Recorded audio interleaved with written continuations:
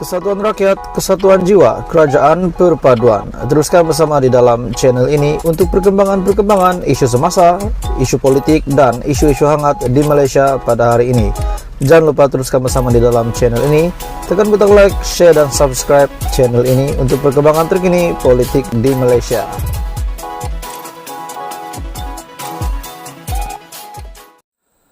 Salam sejahtera Malaysia, tuan-tuan dan bapak semua. Hari ini satu lagi isu hangat yang saya nak kongsi dengan kamu.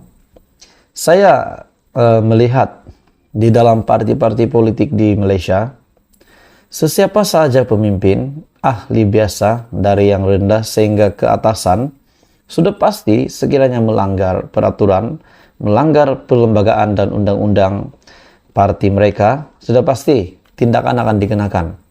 Satu lagi berita hangat yang saya nak kongsi dengan kamu, isu hangat hari ini berkenaan dengan pemecatan ataupun penggantungan seorang lagi pemimpin besar di dalam sebuah parti politik besar di Malaysia. Oke, baik teman-teman dan semua, sebelum saya teruskan, jangan lupa tekan butang like, share video ini kepada ramai orang, dan subscribe supaya kamu tidak terlepas perkembangan terkini daripada channel ini. Muda gantung pengurusi Perak 3 tahun. Terima peletakan jawatan pengurusi Pahang Pulau Pinang. Pengurusi Ikatan Demokratik Malaysia Muda, Perak, Muttalib Uthman digantung keahlian selama 3 tahun dan digugurkan dari berada jawatannya berkuat kuasa baru-baru ini.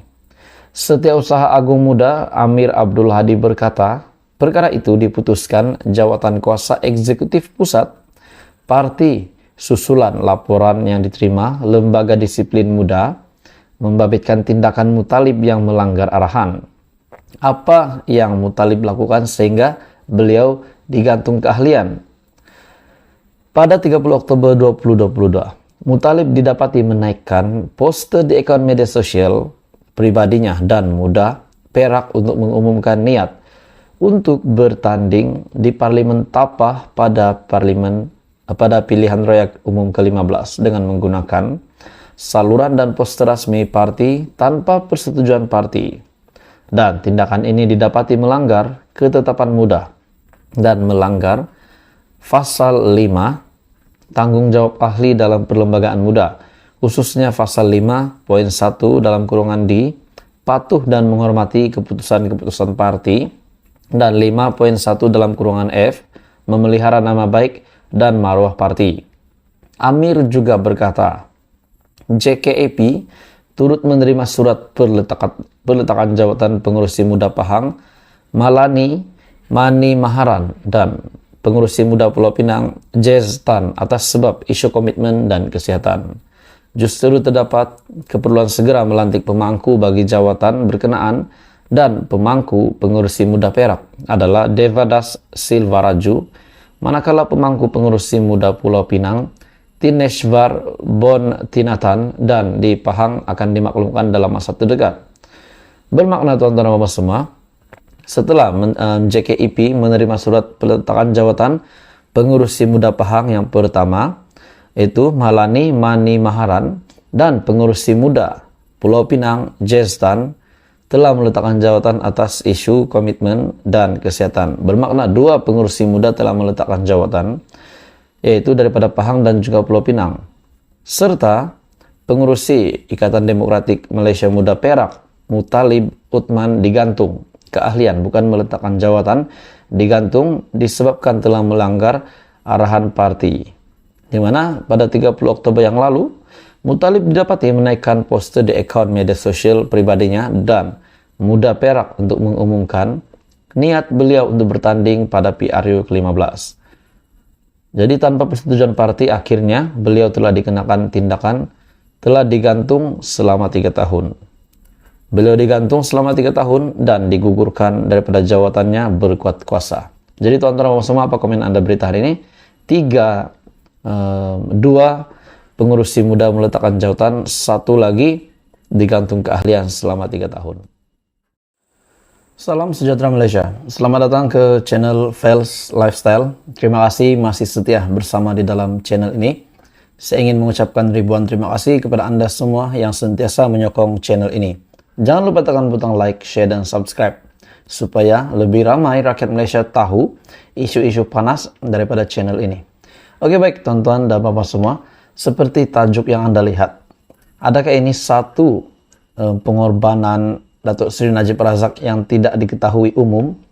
Adakah ini satu lagi rahasia besar yang seluruh Malaysia baru tahu hari ini dengan apa yang pernah Datuk Seri Najib lakukan? Saya tidak menyokong Najib, namun saya juga tidak meninggikan Najib. Dan saya juga tidak suka, bukan tidak suka, benci Najib. Tidak, saya tidak benci dan tidak juga suka Najib. Tetapi, satu isu panas yang saya nak kongsi dengan seluruh Malaysia hari ini. Derma RM642 juta yang diterima Najib bukan cerita dongeng. Itu adalah satu kenyataan daripada Malaysia Gazette. Derma RM642 juta ini dikabarkan bukan cerita dongeng. Bahkan derma ini dari Arab Saudi. Derma sebanyak RM642 juta dari Arab Saudi kepada bekas Perdana Menteri Datuk Seri Najib Razak bukanlah cerita kosong, bahkan bukan juga cerita dongeng. Sebaliknya, beberapa pihak telah mengesahkan kewujudan derma ini ketika dipanggil sebagai saksi sepanjang perbicaraan di mahkamah.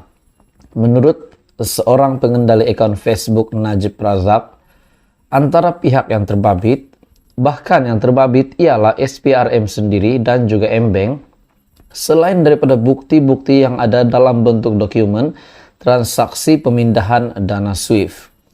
Katanya, penghakiman bertulis, Hakim Datuk Nazlan Muhammad Ghazali turut mengaku terdapat pemindahan dana tersebut.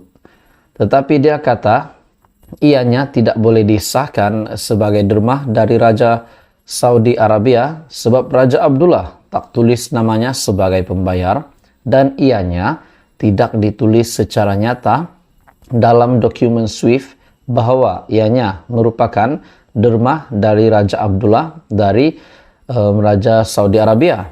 Namun, pendakwaan serta hakim tidak pernah jelaskan kenapa pula Kementerian Keuangan Arab Saudi sanggup membayar Najib dengan jumlah yang sebegini banyak.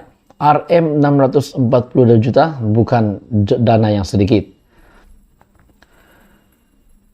Kata Najib, biarpun beliau bebas untuk menggunakan RM642 juta ini yang telah diterima oleh Najib Razak sebagai Perdana Menteri pada ketika itu, beliau memilih, menurut kenyataan daripada Malaysia Gazette, Najib memilih untuk menggunakan duit RM642 juta ini bukan untuk pribadi. Tetapi